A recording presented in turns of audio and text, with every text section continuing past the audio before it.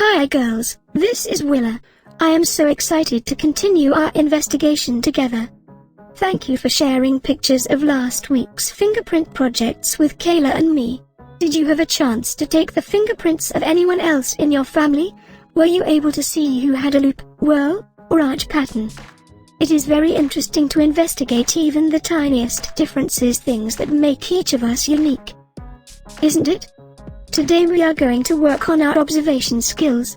This is a very important skill that helps detectives come up with an explanation as to how or why something happened. Are you ready to get started on today's adventure? Alrighty then, let's go. Hi juniors, thanks for joining Willow and me today for the third session in our Investigation Awaits series. We hope that you had fun last week learning about fingerprints. My name is Kayla Roloffs and I am with Girl Scouts of Minnesota and Wisconsin Lakes and Pines. Before we begin today's activity, let's get started with a Girl Scout promise and law. If everyone could raise their right hand, we'll get started. On my honor, I will try to serve God and my country, to help people at all times, and to live by the Girl Scout law.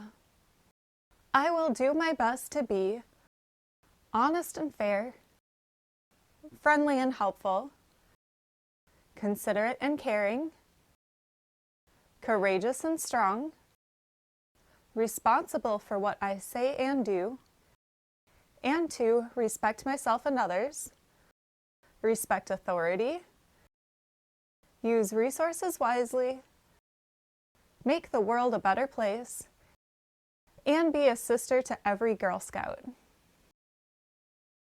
For today's activity, we'll be practicing our detecting skills through observation. You don't need a lot of supplies for this activity. All you'll need are a room, a partner, and a pencil and a piece of paper. In our session today, we're going to talk about something called change blindness.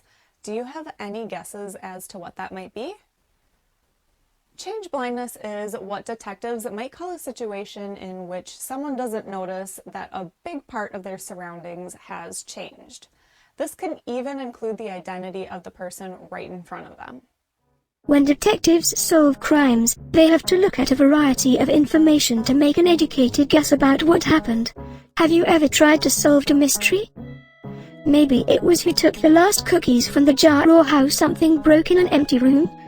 When a detective visits a crime scene, she examines the sights, sounds, and smells around her. After gathering this information, detectives often use deductive reasoning to work backward and figure out who committed the crime. Deductive reasoning happens when you use things that you know to be true to come up with a conclusion, or an explanation of why or how something happened. For example, if you are trying to figure out who has taken the last cookie, you might observe crumbs on the table and then look for a person with crumbs on their shirt, or whose breath smells like the cookie. Then you can decide if that person is in fact who you are looking for. Change blindness can be a problem when it comes to detectives working to solve crimes. It means that sometimes eyewitness accounts might not be accurate and they confuse the identities of those involved. Our attention is pretty limited, so we have to pick and choose what we focus on. We can really only focus on a few items at a time. For example, until right now, were you thinking about your feet? Or maybe about the color of the walls in the room? Since you're focusing your attention on the session right now, those other little details get lost. Change blindness is very interesting as things can change within our field of vision and we do not recognize it. For example, while I was speaking, did you notice the crown on the telephone booth disappear? Or the dog appear on the sidewalk? If not, don't worry. It is common for changes within your vision field to not always register with your sense of sight. This is because you are focused on one area while something changes in another. Just like football. Oh, that's right.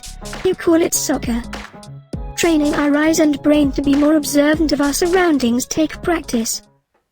Today, we're going to see how change blindness might affect us with a fun game. You're going to pick a room where you want to play this game. Start by looking around and maybe making a few little observations about what is in the room and where it's located. When you feel like you're ready, leave the room and have your partner remove some items. It could be one big item or a few smaller ones. When they're done, go back in and see if you can find what's missing. That sounds like a fun observation game, Kayla. Do you want to try it together? All right then. Let's take a bit of time to examine this room. Try and take in as much detail as you can. A few more seconds.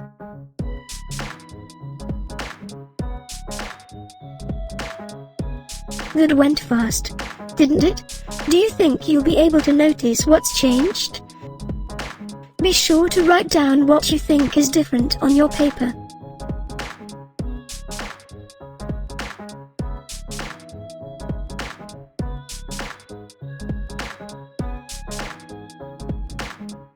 How did you do?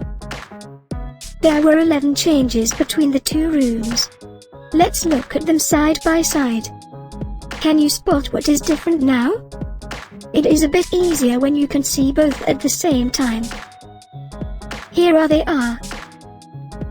Are you ready to play this game with someone in your home? If you're looking to sharpen your observational skills over this next week, try this throwback Girl Scout activity from the 1930s. Take a walk and look for one type of tree that you'd like to explore. If you want, you can sketch the tree in a notebook and label its different parts. Then you're going to make a tree map showing where your tree is located. You might need the internet to answer a few of these next questions, but try to figure out how your tree got there. Was it planted by someone or did it grow naturally? Is it native to, or would it normally grow in that area? Can you spot any damage on the tree? Maybe fire or weather damage? Insect or bird damage? What was surrounding the tree? Flowers, plants, leaves or pine cones, animals? Finding the answers to these questions can tell us a lot about the life of the tree and all that happened to it. I hope you'll be able to practice more of your observation skills this week. This is the perfect game to play whether it is rain or shine. Playing it outdoors will help you see changes in nature as well. As we wrap up this week's session, Willow and I hope that you had fun learning about observation and how we might not always see things the way they really are. We can't wait until next week when we work to become handwriting experts. Cheerio, girls. We'll see you again next week.